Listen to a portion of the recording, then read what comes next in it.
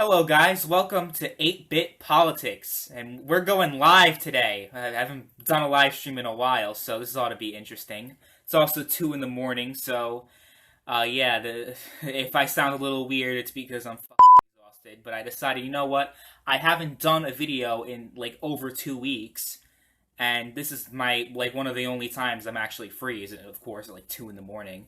So I decided, you know what, let's hit the record button. Let's go live.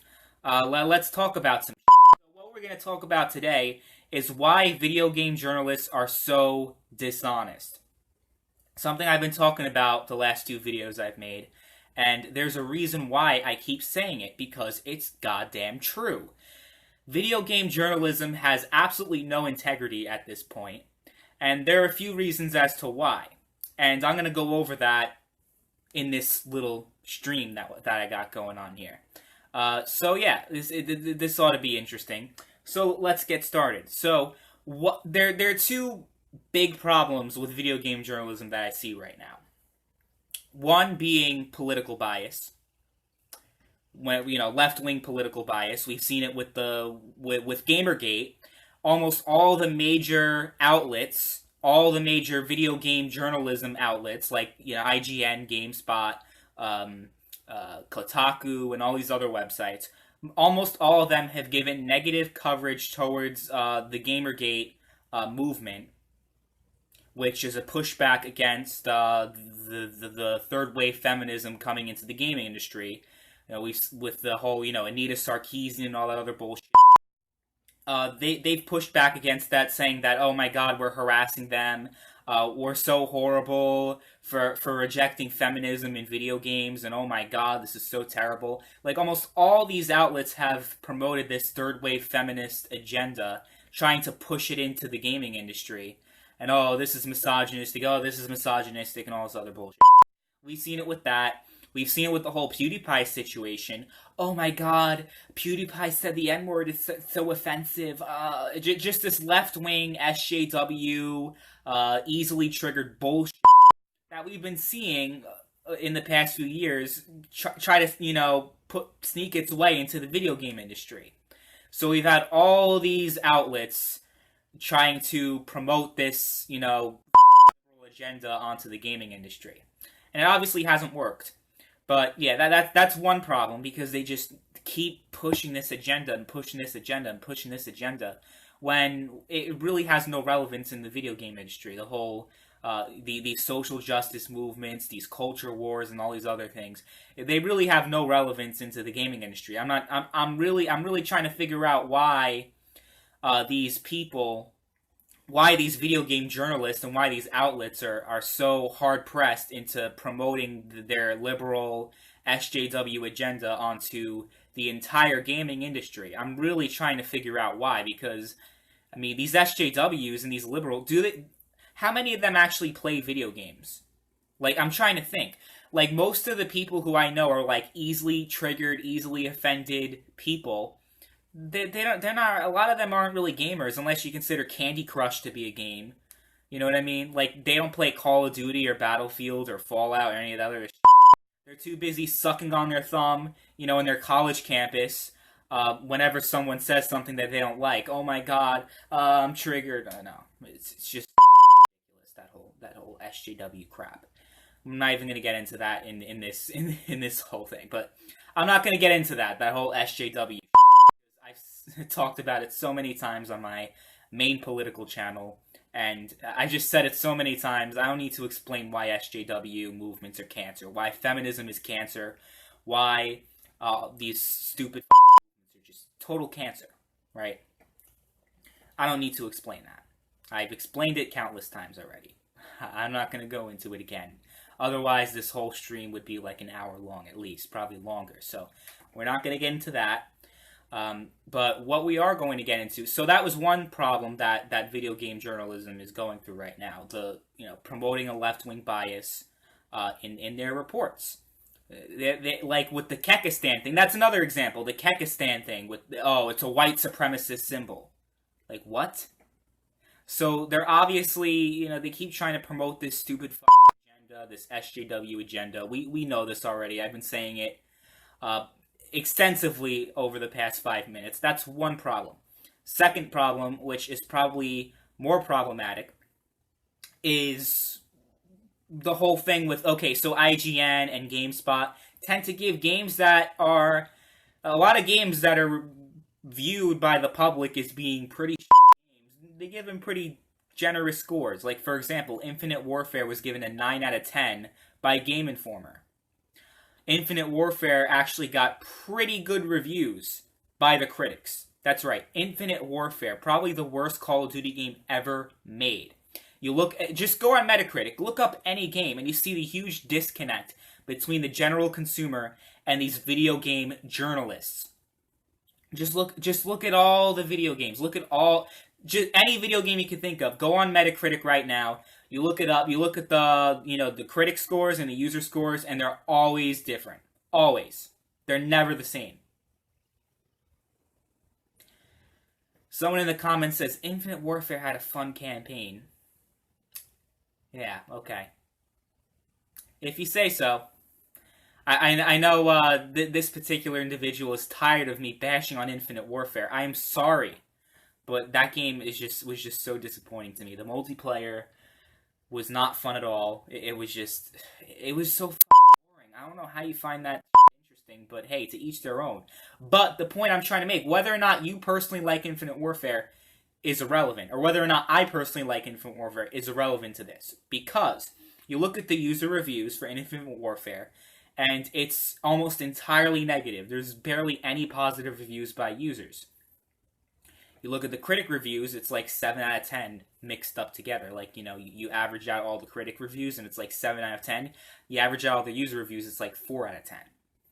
So you see what I mean when I'm saying there's a huge disconnect between the average gamer and these game journalists. Huge disconnect. And there's a reason why this is happening. And I'm also going to explain why the whole political bias is being shown in the video game by these video game journalists. It's quite simple, actually. It's pretty easy to explain. So we'll start off with the whole review thing.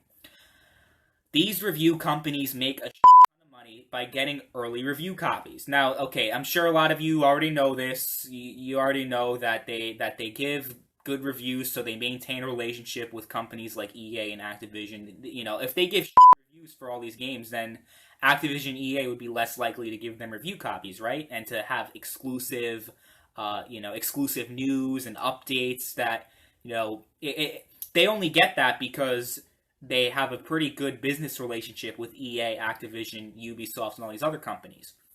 If they were actually honest about how these games actually were, then Ubisoft and all these other companies wouldn't be willing to give them, to bend over backwards, giving them all this exclusive, exclusive news and exclusive content, like early reviews and early trailers and shit, because you've seen all the trailers that are first on IGN. It's because they have good deals with these companies. They have a very strong business relationship with them. These companies are very close with one another, and that's very problematic because there's no accountability. You don't know if these people are reviewing these games because they need to maintain a good relationship or because they're actually honest. And let me tell you something, they're not honest at all. These companies, these corporations like IGN and GameSpot, they're not honest at all about their reviews. Let's just face it. If you honestly think that the people at IGN and their reviews are full of honesty and integrity, yeah, no, they're not. They're not. I honestly don't know why people watch IGN and GameSpot reviews at this point. What's the point? It's pretty much a meme at this point of IGN arbitrarily giving 9 out of 10s and arbitrarily giving out 7 out of 10s. So why do people insist on watching these outlets? Why do people insist on watching IGN and GameSpot and all these other, big video game entertainment companies? We got a comment. Gaming outlets are pretty much independent marketing agencies. They need to sell ads to companies. Exactly. And you know what? That's actually been going on with YouTubers lately. It's not just exclusively, these corporations. It's also YouTubers that are taking advantage of this. You know, name the most popular YouTubers, the most popular Battlefield YouTubers, the most popular Call of Duty YouTubers. They all have a very strong relationship with EA and Activision. EA always flies these people out to E3 and all these other events that they have, and they get to upload the video game like a few days early before it comes out or before it's revealed to the public, and that gives them a lot of business. So yeah, no, it is online journalism in general. I'm not just trying to single out the whole, just companies like IGN, just the major corporations. No, it's YouTubers as well, at least the famous ones.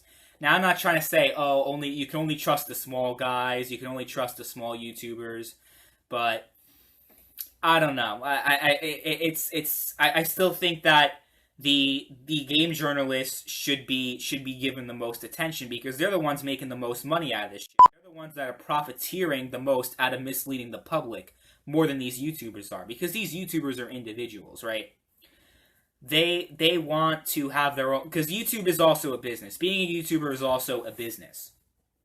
So yes, everyone's at fault here, but the reason why I'm focusing on these video game journalists is because, again, they're major corporations, and they think they could get away with doing whatever the hell they want. So, they want to maintain, again, like what this person in the comments said, it was very accurate. They're pretty much advertising agencies. They're not actual media outlets. So yeah, that's actually pretty accurate. So we pretty much covered the reason why why they give favorable reviews to games that don't deserve these reviews. Like, again, Infinite Warfare getting a 9 out of 10. Like, come on. Do you honestly know anybody in real life that's played Infinite Warfare that's like, yeah, 9 out of 10? Does anybody honestly, like, be honest, anybody in this chat know anybody in real life that still plays Infinite Warfare? Please, someone tell me. I would honestly, I would be very, very surprised if someone commented right now that they know somebody who still enjoys and plays Infinite Warfare. 9 out of 10. Here's your 9 out of 10 right here. Informer. So, and okay, the reason why so again, on the other point with the political bias, the reason why they promoting this left-wing political bias, well, you need to understand what these companies are. So, for example, Kotaku. Kotaku is a subsidiary of Univision. Univision bought Gawker Media after Gawker shut down after the whole Hulk Hogan sex tape incident. If you don't know what the hell I'm talking about, you should probably look into that because it was a whole situation of Gawker. You guys remember Gawker, right? You guys know what I'm talking about, Gawker? It was pretty much a tabloid website. Like, you guys thought TMZ was bad. Gawker was cancer. They pretty much profiteered off of ruining people's lives. Like Hulk Hogan, for example. He had a sex tape, secretly recorded, by the way, and they released it online, and they made a shit of money off of that. But then Hulk Hogan, years later, sued their ass, and like it was like $180 million. It's like $180 million he sued Gawker for, and made that company go bankrupt. So after that happened, Univision bought the company. And some websites include Kotaku, Jezebel, Gizmodo, and all these other websites. Now, are you guys familiar with Jezebel? Do you guys know what Jezebel.com is? I'm curious. I'm sure some of you guys are familiar with what Jezebel is. In case you don't know, Jezebel is just a very cancerous, third-wave feminist SJW of a website that just, you look at the articles from Jezebel, it's like why men should watch their wives back a black dude and should have no problem with it. Why you're oppressing your wife if you don't let her sleep with other men. All this other crazy that's just insane. It's just crazy feminist bullshit that just, oh my god, it just makes like when you see these articles, it just makes you want, like, your head almost explodes seeing these articles about, like, if you don't let your wife like black dude, you're oppressing her, and you're not letting her be free, and you're not letting her explore herself or whatever, and you're a terrible person. Like, just, or better yet, I think, was it Jezebel or was it one of those other feminist websites that posted an article about how pedophilia is okay? oh, you should accept them for who they are. It's not a mental illness, it's just a sexual orientation. Yeah. Do we really need to open up that can of worms? I don't think we do. I don't think anything needs to be said about that. But it's the same company as Kotaku. So of course Kotaku is going to have this left-wing SJW feminist bias. Of course they are. Just look at its sister companies like Jezebel and all these other SJW cancerous websites. Of course Kotaku's going to be biased. So that's one thing. Kotaku, pretty popular website. Game Informer, subsidiary of GameStop. GameStop is a multi-million-dollar corporation. I almost stopped myself from saying multi-billion-dollar because they've been losing a shit ton of money. We got a comment. These sites survive because of these sort of articles. They give them the clicks, ad impressions that make them the money. Okay, so I'm going to give some advice to you guys. If you guys are fellow content creators and you want to cite these websites, like Jezebel and Kotaku and all these other sites, you archive them. I'm sure you guys know how to do that.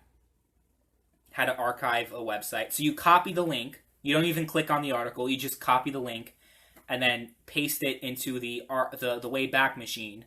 And then if you want to cite that website, you just put the link to the archive, if that makes any sense. I mean, I'm trying to explain some 2:40 in the morning. Of course, it's not going to go out too well. But yeah, no, just look into that. If you really want to cite a website, but you don't want them to get advertising revenue, you don't want them to profit off of you referencing them. So yeah, you should definitely do that. So these websites stop profiting off of the shit. Adblock's a great thing because it stops these websites from profiting too much. And the websites that are like, oh yes, you need to turn off your ad blocker in order to access the website. Yeah, I'm just gonna go somewhere else. You really think I give a shit about, oh, you need to turn off your ad blocker to access our website? Yeah, okay. Let me get right on that. You think you're important enough? You really think you're important enough for me to turn off my ad blocker? No, you're not. You're not. I only click on your website to laugh at you. I don't care if you starve to death. I don't care if you lose your money. You deserve to lose money because you're all pieces of shit. It's the truth. You're all scumbags. All you websites. You don't deserve to make any at all. So, again, GameStop is a huge mega corporation. And what are these corporations? It's not just GameStop. It's all of these huge corporations that have been pandering to the SJWs out of the way. Name one huge corporation, like mega corporation, that hasn't in some capacity pandered to these social justice. Name one corporation. All those corporations that boycotted North Carolina because of the transgender bill. All these corporations that boycott Trump. You know what I'm saying? Like all these corporations think that it's gonna make them money by catering to these thumb-sucking millennial pieces of shit that have no concept of reality.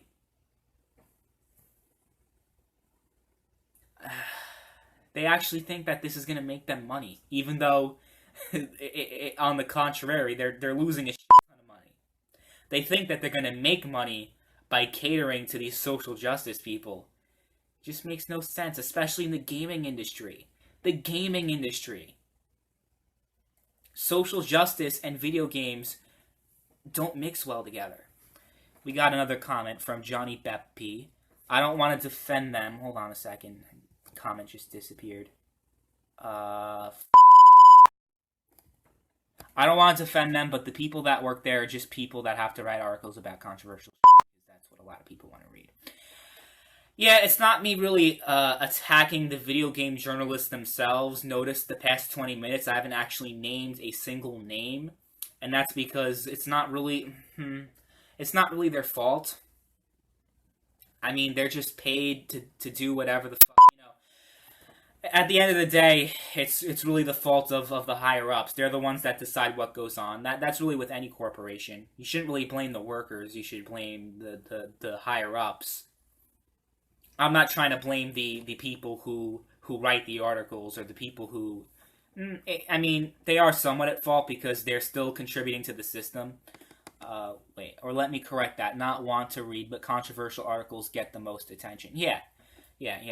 I see where you're coming from. You're absolutely right. You're absolutely right. But yeah, no, I could just go through a whole list of all these different news outlets, and I can guarantee you that they have some connection to these social justice movements. They're incredibly biased. They don't care about actually informing the gamer as to whether or not one thing is good and the other is bad. I wouldn't necessarily call them fake news because the actual stories that they come out with aren't actually false. It's just that the way that they spin it is not necessarily is not really it's not genuine. It's to promote some agenda to push some narrative. But actual news articles, I mean, it's not like the articles are fake like CNN with the Russia bull. It's kind of different. I wouldn't really say that the gaming journalism situation is the same as the mainstream media situation, with CBS and NBC and Fox News and CNN with their misleading articles, and a lot of their articles turning out to be complete bullshit. A lot of their reports turning out to be complete bullshit. But with this, it's more has to do with their spin on things. When it comes to the PewDiePie situation, it's not fake news that PewDiePie said the N-word. It's just the way that they reported it, saying, "Oh my God, PewDiePie should be punished. PewDiePie should not be. PewDiePie should apologize and all this." So when it comes to their anything that they report on that has nothing to do with objectivity, that's really the problem here. I'm not saying that they're fake news. I'm not trying to be like, one of those people. Oh my God, everything is fake news. Fake news. No, it's just that they're very misleading. A lot of what they say, like with their game reviews, you can't trust their opinions. Is pretty much what I have to say, because there's a motivation behind everything that they do. When it comes to the video game reviews, they want to, they want to make money by have maintaining the good business relationship with these major video game publishers. If the new Call of Duty game got a 1 out of 10, do you really think that that next year around, when the new Call of Duty game is revealed and there's hype around it, that Activision is going to be like, yeah, no, IGN, you guys gave us a 1 out of 10, but made us look like, but we'll still give you early access to this. No, they're not going to do that. They're not going to do that. And the same thing with these YouTubers too. They're not off the hook too. They're almost just as video game journalism outlets. They're just as honestly. Like these people with millions of subscribers that fly out to these events. If they were actually honest about how the games were, then they wouldn't have this great relationship with EA. Like all these YouTubers that are featured at E3 from EA, like with the Battlefield 1 reveal. Or whatever the hell it was. Yeah, no. I think you guys get what I'm saying at this point. I don't really think there's much else to say about this just besides the fact that the mainstream, these video game journalists websites are they're bullshit. You shouldn't read any of them. If you want to get your news, I suggest, you just watch one of your favorite YouTubers. Because often they cite articles from IGN and all these other websites. So you're not directly supporting them. You're not supporting them at all, but you're still getting reliable information. There are plenty of reputable YouTubers that give out news. You don't need these websites is what I'm saying. Just like you don't need CNN for your news. You don't need IGN for your news. You don't need GameSpot. You don't need all these other websites for your news. You don't. So I suggest, like what people say with CNN, that you should cut the cord. Drop your cable networks because you don't need cable news. I think the same thing can be said about video game journalism, except instead of cutting the cord, just don't watch them. Don't read their articles. Don't give them any business. Don't make them any money. That's the best advice I could give. That's really the only solution to this problem. Because it's a big problem. And it needs to end soon, because it's just it's really troubling that these outlets are getting away with this. I mean, some people realize. I mean, a lot of people do realize the shit that they do, but they still, in a way, like, make them money. They still watch the trailer reveals on IGN, you know, on their YouTube channel. They still watch IGN videos. They still click on their news articles every now and then. So even though they're aware of what the shit they do, they still haven't wised up enough to you know, to really do damage to these companies, because these companies don't deserve to exist. They really don't. They don't do any good for us. They're just part of the corporate machine. I don't mean to sound like a hippie. Anybody who knows my political views knows that I'm far from a hippie. Not a hippie at all. I don't mean to say like, oh man, the system, man, big corporations, man, peace for, you know, 420, all you know. That's not what I'm trying to do. I'm just trying to inform you guys and about this bullshit, and tell you guys that it can be stopped. We just need to try harder. We need to do more to stop this bullshit. So, to everybody who's watched the whole time, thank you guys for listening to my 3 in the morning rant about video game journalists. The reason why I decided to do a live stream is because a lot of people didn't know that because I changed my name a few weeks ago, didn't know that it's me. They thought I was just some random person. And like, why am I subscribed to this guy? But then they actually clicked on the video and recognized my voice. I'm like, oh, it's MrNoobTubeGamer.